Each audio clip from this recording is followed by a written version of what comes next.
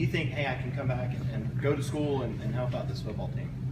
Well, when I first heard about the program, it interested me because I did make a promise to my mother that I would finish my degree. As you know, I left early, and so it was important to me that I come back and do that first and foremost to fulfill the promise I made to my mother and get my degree, and then to have the opportunity to be able to work with the football team was the icing on the cake. To be able to come back, give to these young men, and help them, better understand what's expected of them. Not only to be an athlete, but to be a student athlete. Coming back to Clemson, with the past you have here in your NFL career, what's the first thing you tell the running backs?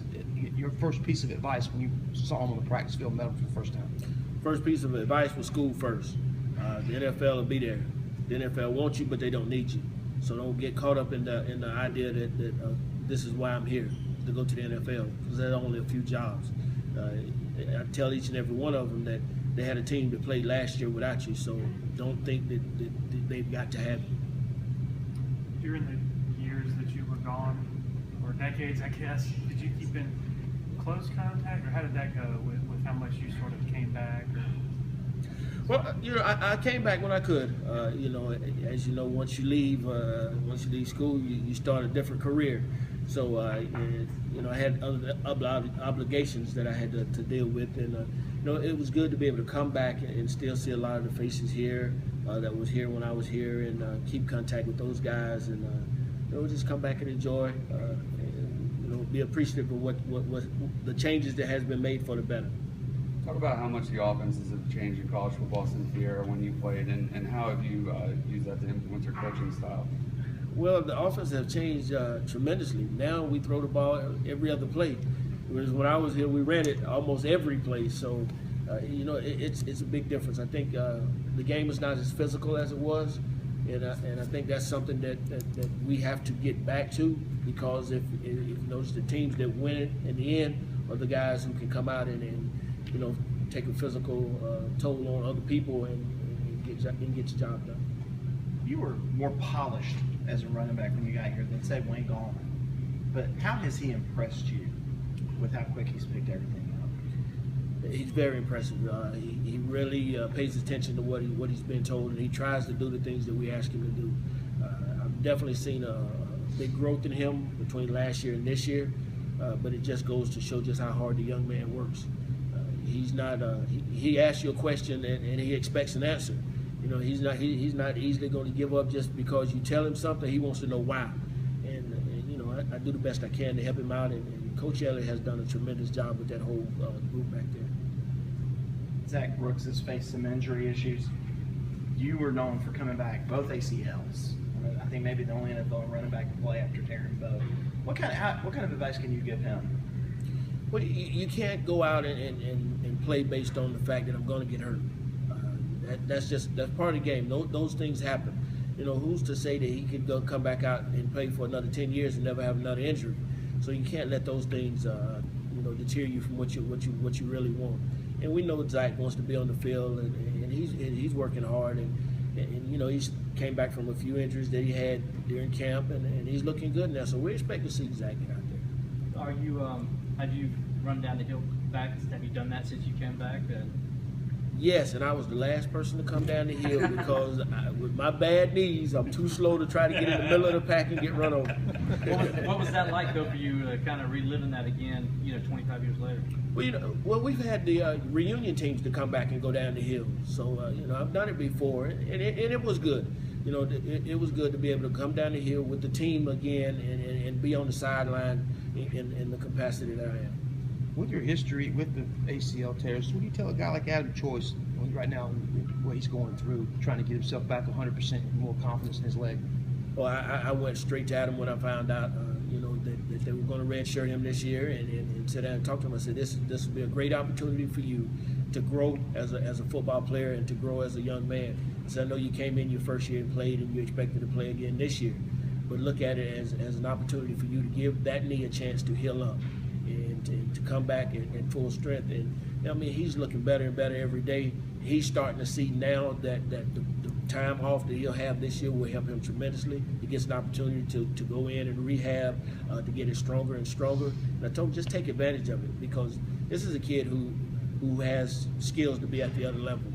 And, you know, there's no need in him rushing it to come back out and risk getting injured early. And I'm so appreciative for the coaching staff here for seeing that in him and taking the time to put him in the best situation for him. What's the difference for you coaching as opposed to being a player? I don't have any control of what goes on out there on the field. You know, I'll see things and I have to understand and realize that they don't see things the way I see them, and that some of the things that I could do, they can't. So it's hard for me to sometimes dial it down and understand that he has to grow to get to where I was. And for me to remember that once upon a time, I was that guy who couldn't make that cut, who didn't see that read. And so now I just try to, you know, to give them little things that help them pick it up earlier. As a guy who came out early, how would you advise someone who's you're trying to make that decision and when you're, you know, kind of weighing what the prospects are and what the injury situations are? How do you talk to someone? Well, the biggest thing is you've got to know who you are, what your circumstances are. You know, some guys who come out early, we just hear about them coming out early, but we don't really understand why. Some guys come out because they flunked out. You know, they wasn't going to be eligible anyway, so you have to. Then you have guys who come out because of financial reasons, they need to help support their families. We go to college to find out what we want to do in life, to get a profession. Well, the NFL is a profession. So I don't take it, I don't hold it against the kids who come out early, because, I mean, that is a job. Now, how many times can we come out and make that type of money, you know, straight when you get your degree and go into a regular job? You know, it's hard to do that. So you can't take that opportunity from a guy, because the next play that you play could be the one that you never play again. So just know when you come out that you are going to be one of those guys who get that opportunity. You know, some guys come out and don't get that opportunity and sign with agents and lose the ability to be able to come back. So just be smart. You may be the best 9th round draft bargain in history, you think? You know what? I played with a guy in Minnesota that was a free agent that same year, John Randall. He's a Hall of Famer now. So that kind of put a damper on that. Back to the offensive side of the ball. Oh yeah. I would say that. But are you still the only running back to come back from 2 torn ACLs and have a 1,000-yard season after having? You know, I think so, You but were the first. Yeah, I was definitely the first. But you know, surgeries come so far Yeah. now. I mean, they do them every day, pretty much now. At one point in time, that was career ending. Yeah. You said your mom was kind of the inspiration for you coming back to school. She's around, I'm assuming, still? Yeah, she's still around, and she's healthy. I'm not doing this in any rush, you know, because she may not be here. But that was a promise I made, and I've kept every promise that I made to her. Is she giving you a lot of positive feedback, I'm guessing, right now? Oh, definitely. She's proud of you? Yeah, she's very, very proud. Not only of the fact that she knows I'm back in school, but she get to see me with the orange on again. We all bleeded there.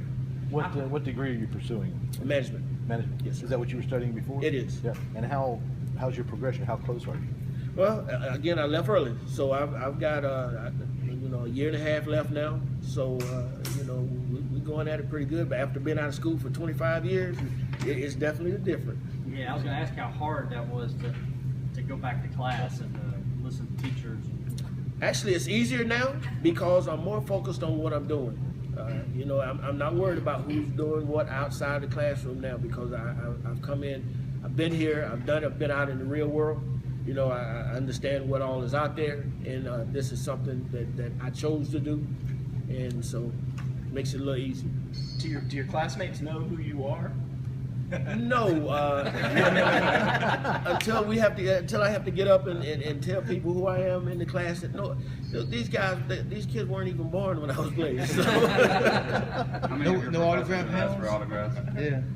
None. No, I haven't had anyone to do that. It might have been humbling to be around these kids, the players, same situation. It is very humbling to be around these kids, because I found out after coming back just how much I did not know about football at that age. or just saw just how talented these guys are, as opposed to how much talent I have. These kids are far more talented than I ever was, and I tell them all the time, so that you take your talent along with work ethic, you can get wherever you want to be, because there's so much talent here. Do you see a lot of similarities from those days you were a player here to what Coach Sweeney's done now and where he's got the program at? No, it's night and day. But the thing is both programs won, and that's the similarity. You know, we were a very, very physical and disciplined team. You know, Coach Sweeney has the discipline, but Coach Ford created men, and Dabo Sweeney creates whole men. He creates that kid who's out in the community working. You know, Coach Ford, he expected us to do the right things. Dabo makes sure that these kids are doing the right thing. He's got people lined up in front of them to give them direction. You know, there's nothing that these kids, there's nothing they lack. If these kids don't get it while they're here, they work in order not to do it, because it is so easy to get it done while you're here.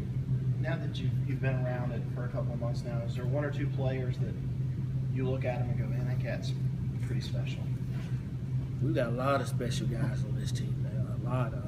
I mean, you just take, for instance, the other night, Thursday night, when you look at Curse and he's running the guy down on a kickoff return.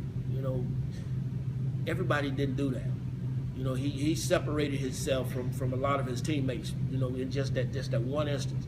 You know, to see him give that type of effort for a guy who's pretty much gone, and he runs the kid down another 2 yards. We're out there lining up to play defense. You know, Wayne Gallman is another one. C.J. Fuller, one of the young running backs. If we can just get him to hold on to the ball, this kid has an opportunity to be special. I mean, obviously, you can't say enough about our quarterback. I mean, this kid is just totally amazing, the things that he can do. You know, I've played with quarterbacks in the NFL that didn't have his talent. Tony Elliott, a little bit younger than you. What's that dynamic like working with him? What's your relationship with him like? Great relationship. I'm probably learning more from him than he is from me. You know, obviously I played the position, so there's some things about being a running back that I have that he don't. But Tony is so smart. He's a student of the position itself, and he goes out and. You know, I have not came in and changed up anything that he's told these guys, because I mean, he's telling them all the right things. Now there's, you know, as I said, by playing the position, you know, there's certain things that I understand about the mentality of that position that's different from the mentality of a receiver that I can relate to those guys in conversation. But Tony's doing an outstanding job. What are the biggest differences you notice between being a player when you were and being a player now? Well, being a player when I was here, I mean, we didn't have all the things that they have now. Yes, we had the great training table. We didn't have masseuse come in and give us a massage. You know, we didn't have indoor facilities. When it rained, we were out in it. You know, and all those things are great. And you know, they deserve everything that they get because they go out and they put the work in, and they are winning.